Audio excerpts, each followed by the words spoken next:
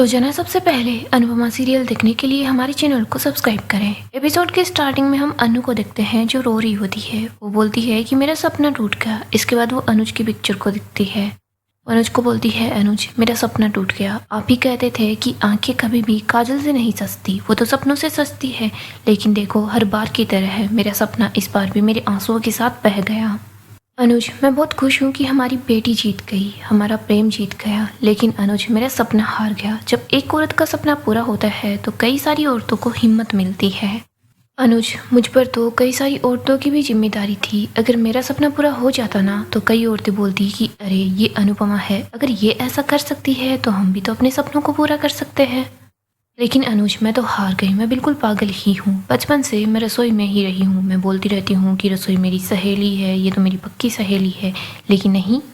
अनु बस रोई जा रही होती है। वो बोलती है कि मैं हार गई, मैं हार गई। अनुज सब कुछ मेरे हाथों से फिसल गया। अनु के हाथ से वो कीचड़ नीचे गिर जाता है। अनु वहीं पर रो रही होती है। आगे हम कोटाई हाउस का सीन देखते हैं। यहाँ पर श्रुति काफ़ी ज़्यादा खुश हो रही होती है। वो बोलती है कि सबसे पहले तो हम केक कट करेंगे, उसके बाद बाहर जाएंगे, कोशिश करेंगे कि कंपटीशन में क्या क्या हुआ था। श्रुति प्रेम की तरफ नाई पढ़ाती है और बोलती है कट द केक। प्रेम बोलता है कि स्टॉप इट श्रुति जी, बस सब कुछ बंद कर दीजिए। प्रेम तो काफ़ी ज़्यादा गुस्से में नजर आता है। प्रेम बोलता है अनुपमा जोशी सेमीफाइनल्स में हार गई और आपको क्या लगता है कि मैं यहाँ पर खुशियाँ मनाऊं। श्रुति बोलती है कि एग्जैक्टली तुम्हें खुशियाँ ही तो मनानी है। प्रेम गुस्सा करता है, उस टेबल को नीचे गिरा देता है। सब लोग प्रेम को ऐसे देखकर काफ़ी ज़्यादा हैरान हो जाते हैं। प्रेम बोलता है अनुपमा जोशी हार गई, मुझे उनको हराना था। मैं आपको ये बात कितनी बार समझाऊं, लेकिन वो हारी किस वजह से? अपने हाथ की चोट की वजह से और अपने टीममेट की गलतियों की वजह से। अनुपमा जोशी हारी है तो इससे मैं बिल्कुल भी खुश नहीं हूँ। मुझे बहुत ज़्यादा बुरा लग रहा है। मैं खुद उनको हराना चाहता था लेकिन मैं ऐसा नहीं कर पाया। प्रेम गौतम की तरफ देखकर बोलता है कि उनका सामना करने में मुझे बिल्कुल भी डर नहीं लग रहा था, लेकिन अब मुझे डर लग रहा है कि मेरे हाथ में मौका था कि फाइनल में उनको पूरी दुनिया के सामने हराऊं, लेकिन नहीं, ये मौका मेरे हाथ से चला गया। अब मेरी जीत के कोई मायने नहीं है। मेरी जीत तो बस खोखली है, खोखली। श्रुति जी आपकी ये खोखली पार्टी आपको ही मुबारक। मैं सिर्फ यही चाहता था कि अनुपमा जोशी फाइनल में हारे, ताकि मैं पूरी दुनिया को यही कह सकता कि प्रेम कोठारी इज द विनर। प्रेम गुस्सा करके वहां से चला जाता है। सभी घर वाले काफी ज्यादा परेशान होते हैं। आगे हम अनु को देखते हैं जो रोए जा रही होती है। तभी यहाँ पर दिग्विजय पहुंच जाता है। दिग्विजय देखता है कि अनु रो रही है। दिग्विजय डोर को नॉक करता है। अनु देखती है कि दिग्विजय यहाँ पर पहुंच गया है। दिग्विजय बोलता है कि आपने डॉक्टर की दवाइयाँ ले ली, लेकिन उसका तो कोई असर नहीं पड़ा। मैंने काफ़ी ज़्यादा रिसर्च किया तो मुझे पता चला है कि जो जामुन के पत्ते हैं इनकी सिकाई करने से दर्द कम हो जाएगा। अनु बोलती है सर दर्द से ज़्यादा तो मुझे हार महसूस हो रही है। दिग्विजय बोलता है बच्चे बस शोर कर रहे थे, आप उनको इग्नोर कर दी। अनु बोलती है नहीं, मुझे खामोशी ही तो ज़्यादा चुभ रही थी, तभी तो मैं भागकर यहाँ आ गई। दिग्विजय अनु के हाथ पर जामुन के पत्ते लगाता है। वो बोलता है कि सन्नाटे का तो क्या है, वो तो एक सुई की आवाज़ से ही हार जाता है। आप बस शोर कीजिए, देखिएगा कैसे ये खामोशी दूर हो जाएगी। अनु रो रही होती है। वो बोलती है सॉरी सर, मैंने आपसे कितनी बड़ी बड़ी बातें की थी। वादा किया था कि मैं आपका घर वापस पाकर रहूँगी, लेकिन देखो मैंने सिर्फ बातें ही की। मैं बहुत बुरी दोस्त हूँ। मैं अपने सपने को और आपके घर को वापस नहीं ला पाई। मैं अपने सपने को भी पूरा नहीं कर पाई।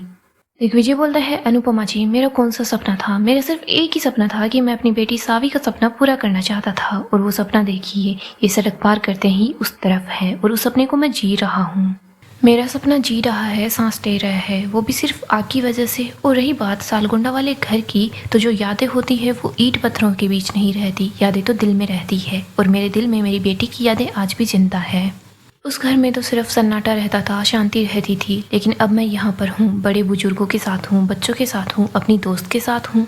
अनुपमा जी आपने मुझे इतना हक दिया कि मैं आपके बापूजी को बापूजी बोल सकूं, इतना हक दिया कि मैं आपके बच्चों को डांट सकूं। अनुपमा जी मेरा कोई भी सपना अधूरा नहीं है।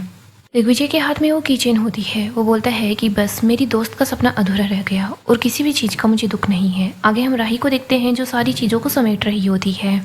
श्रुति बोलती है राही तुम ये सब कुछ क्यों कर रही हो, स्टाफ कर लेगा। वैसे भी प्रेम ने सब कुछ खराब कर दिया। राही को गुस्सा आता है। वो बोलती है कि प्रेम ने कुछ खराब नहीं किया, सब कुछ खराब तो आपने किया है श्रु। हाँ मम्मी की टीम कंपटीशन से बाहर हो गई है, लेकिन आपको नहीं पता है क्या कि हम दोनों की टीम के बीच सिर्फ 2 ही पॉइंट्स का अंतर था, और जो दूसरी टीम फिनाले के अंदर पहुंची है वो कम नहीं है, वो भी काफ़ी ज़्यादा अच्छा खाना बनाती है। अभी हम कंपटीशन जीते नहीं हैं, आप उस टीम को कम क्यों समझ रही है, पहले ही सेलिब्रेट क्यों कर रही है। इधर गौतम कुछ बोलने लगता है। राही बोलती है तुम तो चुप ही रहो। गौतम, तुम आज के लिए बहुत ज़्यादा बोल चुके हो, अब तुम चुप ही रहो। इसके बाद राही श्रुति से बोलती है कि वैसे भी आपके टीम में होने से हमें कोई हेल्प नहीं हो रही है। आप बस बिजनेस को आगे कैसे बढ़ाना है, प्रॉफिट कैसे कमाना है, इसी पर स्ट्रेटजी बनाए। शायद हो सकता है कि वो हमारे काम आ जाए। मुझे पता है मम्मी के हार जाने की वजह से आप बहुत ज़्यादा खुश हैं, लेकिन मेरे प्रेम को इन सब चीज़ों में मोहरा मत बनाइए। मेरे प्रेम को अपनी इनसिक्योरिटी, अपनी जो चीज़ें हैं ना, ये मत थोपिए। अगर आपको सेलिब्रेशन करना है तो अकेले कीजिए। परी खुश होती है, वो बोलती है कि वेरी गुड राही, अगर आज तुम कुछ भी नहीं बोलती ना इनको तो मैं ज़रूर बोलती, और हो सकता है कि मैं इनको कुछ भी बोलती ना तो शायद इनको ज़्यादा बुरा लगता। यादी बोलती है, नफरत कभी भी गमले में नहीं उगती, लेकिन आपने मेरे बेटे के दिल में जो नफरत का बीज चुबाया है ना, वो दिमाग में पहुंच जाता है तो दिमाग को खोखला कर देता है। जो कुछ आपने किया है श्रुति जी, मैं उसके लिए आपको कभी भी माफ़ नहीं करूंगी। मोरिबा बोलती है कि हम सब लोग जानते हैं कि हमारा टिंकू इस जीत का हकदार है, लेकिन श्रुति जी आपने ये सब कुछ करके ये साबित कर दिया है कि आपको कभी भी हमारे बच्चे की काबिलियत पर भरोसा था ही नहीं।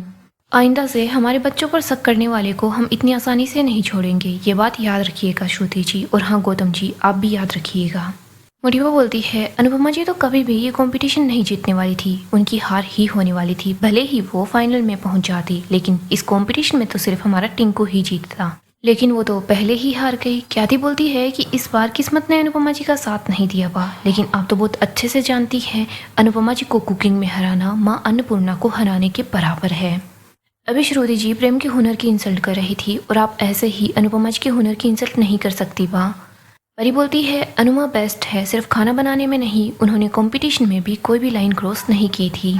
अनिल बोलता है, श्रुति जी लेकिन आपने लाइन जरूर क्रॉस की है और प्रेम से भी करवाई है, तो आप ये जो कुछ भी कर रही हैं ना, इसको यहीं पर बंद कर दीजिए, अब बस कर दीजिए। राजा बोलता है, श्रुति आंटी जब से आप घर पर आई है ना, तब से मेरा भाई पतला पतला नजर आ रहा है। सभी घर वाले एक एक करके वहाँ से चले जाते हैं। इधर हम गौतम को देखते हैं, वो श्रुति के पास आता है। वो श्रुति को बोलता है कि देखो, आप तो सब लोगों को केक खिलाकर उनका मुंह मीठा करवाना चाहती थी, लेकिन सब ने आपको कड़वी बातें सुना दी। लेकिन कोई बात नहीं है, मैं तो यहीं पर हूँ। इसके बाद गौतम एक चॉकलेट निकालता है और बोलता है कि लीजिए, मुंह मीठा कीजिए। श्रुति उस चॉकलेट को फेंक देती है। मैं तो आपके साथ ही हूँ श्रुति जी, आप और मैं, हम दोनों मिलकर अनुपमा जी की हार को सेलिब्रेट करेंगे। इसके बाद गौतम खुद ही चॉकलेट खा लेता है। वो बोलता है कि मैंने तो आपको कैफे में पहले ही बोला था और आपने सब कुछ अब देख भी लिया है। श्रुति जी आप चाहे कितना भी पैसा लगा लो, राही को अमेरिका ले जाने के बारे में भी सोच लो, लेकिन राही का दिल जो है ना, वो आप नहीं जीत सकती, क्योंकि राही का दिल आज भी अनुपमा जी के लिए ही धड़कता है। अब हम क्या ही कर सकते हैं, अनुपमा जी तो वैसे भी हार कर ही जीत जाती है, क्योंकि वो बाजीगर जो ठहरी।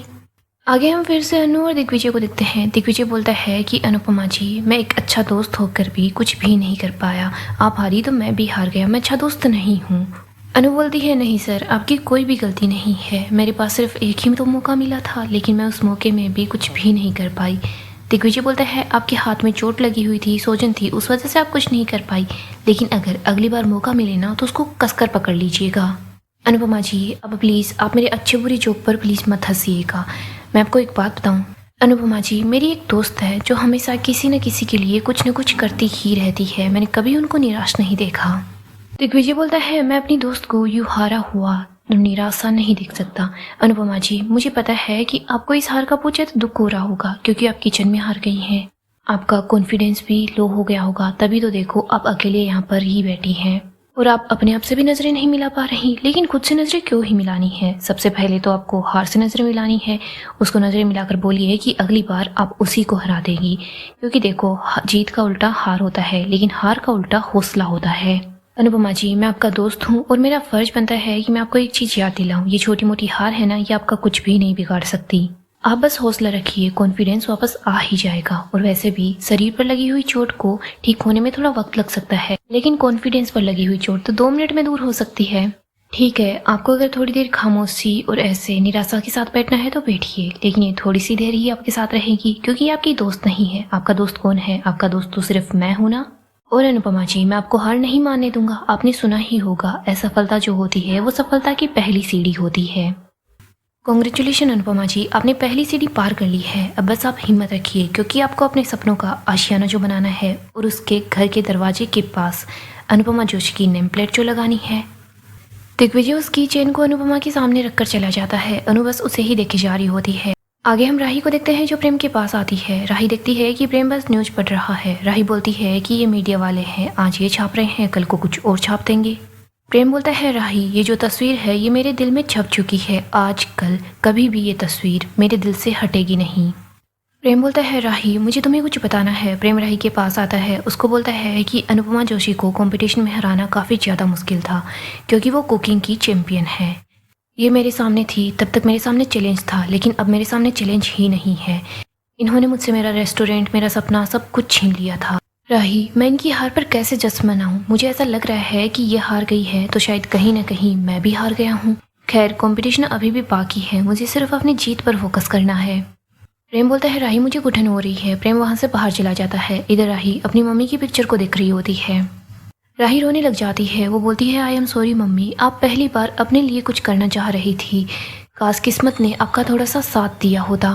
राही अपनी मम्मी से बात करना चाहती है। वो अपनी मम्मी के पास कॉल करती है। इधर हम अनु को देखते हैं। वो सोचती है कि किसका कॉल आया है। अनु कॉल पिक कर लेती है। वो बोलती है हेलो। इधर राही चुप रहती है। अनु को पता चल जाता है राही है। वो बोलती है राही बेबली तेरी माँ हार गई है, मेरा सपना टूट गया। अनु रो रही होती है। वो बोलती है कि तेरी माँ हार गई बेबली। वो बोलती है जिंदगी घर मिलने के बाद उससे घर छीन लेती है, लेकिन नहीं, मुझे तो घर मिलने से पहले ही मुझसे मेरा घर छीन लिया गया। इधर राही भी अपनी मम्मी की वजह से रो रही होती है। अनु बोलती है कि मैं अपने सपनों का घर नहीं बना पाई। अनु बोलती है राही छत है, लेकिन ऐसा ही लग रहा है कि मैं बेघर हो गई हूँ।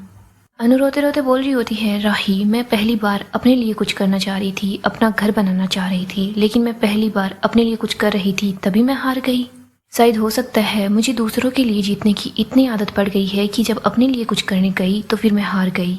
राही बोलती है प्लीज़ मम्मी शांत हो जाइए, एक बात बताइए, आप जब दूसरों के लिए कुछ मदद करना चाहती है, उनके लिए कुछ करना चाहती है तो उनको उसे टूटने देती है क्या? नहीं ना, तो फिर आप अपने सपने को क्यों टूटने दे रही हैं? और मम्मी आपके हाथ से सिर्फ ये मौका छीना है, लेकिन आपके हाथ से कोई भी हुनर नहीं छीन सकता, आपकी किस्मत भी कोई भी नहीं छीन सकता।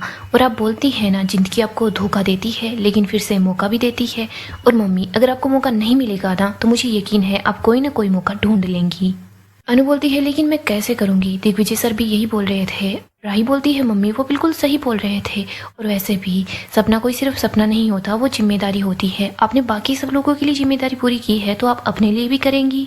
मम्मी मुझे पूरा यकीन है आप अपना ये सपना पूरा जरूर करेंगी। आप मुझे एक बात बताइए, क्या आपको कोई भी चीज़ इतनी आसानी से मिल गई है क्या? क्या पहली बार में कुछ भी मिला है क्या? मम्मी आपको तो एक एक सांस लेने के लिए ज़िंदगी से लड़ना पड़ता है, तो आपको घर इतना आसानी से थोड़ी ना मिल जाएगा, आपको बस मेहनत करनी होगी। मम्मी इनाम बड़ा है ना तो आपको जंग लड़नी ही होगी, और वैसे भी आप एक छोटी सी लड़ाई हारी हैं, जंग नहीं हारी। अनु को याद आता है कैसे वनराज ने अनु को घर से निकाल दिया था, फिर वो अनुज का घर छोड़कर भी चली आई थी। इसके बाद कैसे प्रेम ने राही को घर से निकाला था। अनु और राही दोनों ही दुखी थी। सो गाइस डेली अपडेट के लिए आप हमारे चैनल को सब्सक्राइब करें, साथ ही साथ वीडियो को लाइक भी कर दें।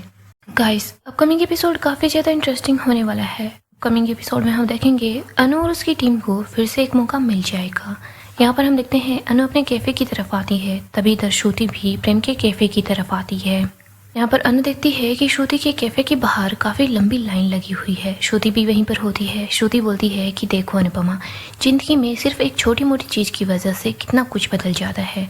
तुम्हारी हार की वजह से तुम्हारे साथ क्या कुछ हो रहा है, क्या कुछ बदल गया है, लेकिन देखो ना हमारी जीत की वजह से हमारे लिए कितना कुछ बदल गया है। श्रुति काफ़ी ज़्यादा खुश हो रही होती है।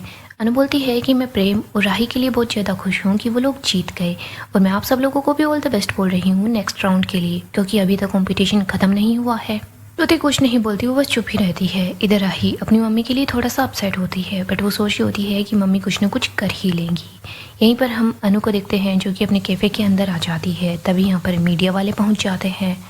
मीडिया वाले बोलते हैं अनुपमा जी, अपने यूएसए के अंदर सुपरस्टार कंपटीशन जीता था, अगर आप इस लोकल से कंपटीशन को हार गई है तो यूएसए वाले कंपटीशन को जीतने के क्या ही मायने रह गए हैं, आप वैसे कैसे हार गई। यहीं पर हम देखते हैं दिग्विजय के पास किसी का कॉल आता है। उस कॉल पर बात करने के बाद दिग्विजय काफी ज्यादा हैरान हो जाता है। वो अनु के पास आता है, अनु को बताता है कि क्या हुआ। यहाँ पर अनु भी काफी ज्यादा हैरान नजर आती है। यहीं पर हम देखते हैं कि अनु और दिग्विजय को एक और मौका मिल जाता है, उन लोगों को फाइनल के लिए एक चांस मिलता है। सो दोस्तों डेली अपडेट के लिए आप हमारे चैनल को सब्सक्राइब करें, साथ ही साथ वीडियो को लाइक भी कर दें।